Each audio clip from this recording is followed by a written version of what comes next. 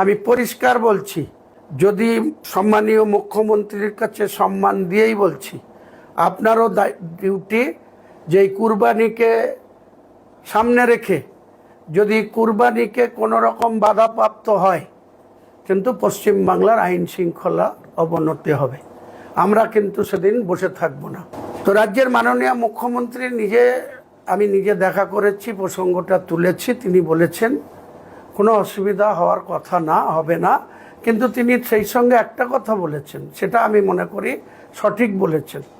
উনি বলেছেন এটা নিয়ে বিভ্রান্ত হওয়ার কিছু নেই, হইচই করার কিছু নেই, সাইলেন্টলি করুন এবং গোপনীয়তা বজায় রাখুন। অর্থাৎ কোনো রাস্তার ধারে যেখানে অন্য সম্প্রদায়ের মানুষেরও যাতায়াতের অধিকার আছে, তারাও সেখান দিয়ে যাতায়াত করবে, সেখানে কোনো জায়গাকে কভার করে বা তিরপল টাঙিয়ে বা যেভাবে হোক আড়াল করে মুসলিম সম্প্রদায়ের মানুষ আপনারা পশু কুরবানি দেবেন। সেটা খাসি হতে পারে, দুম্বা হতে পারে, উট হতে পারে, ভেড়া হতে পারে, গরু হতে পারে। সব ক্ষেত্রেই আপনারা কুরবানি দেবেন। যদি এই রাজ্যের নতুন সরকারের কোনো প্রশাসন অতিরিক্ত চামচাগিরি করতে গিয়ে যদি মুসলমান সম্প্রদায়ের গরু কুরবানি দেওয়া যাবে না এটা যদি কোনো বলে, আমি বলবো সেই সব ওসিদেরকে আপনি লিখিত বলবেন। কাউকে ডেকে চমকাবেন না, কাউকে ডেকে ধমকাবেন না, কাউকে ডেকে আপনি নির্দেশ দেওয়ার কেউ নয়। রাজ্যের যদি নির্দেশ দিতে পারে, মুখ্যমন্ত্রী দিতে পারে, তার চিফ সেক্রেটারি দিতে পারে, হোম সেক্রেটারি দিতে পারে, বিভিন্ন দপ্তরের প্রিন্সিপাল সেক্রেটারিরা দিতে পারে।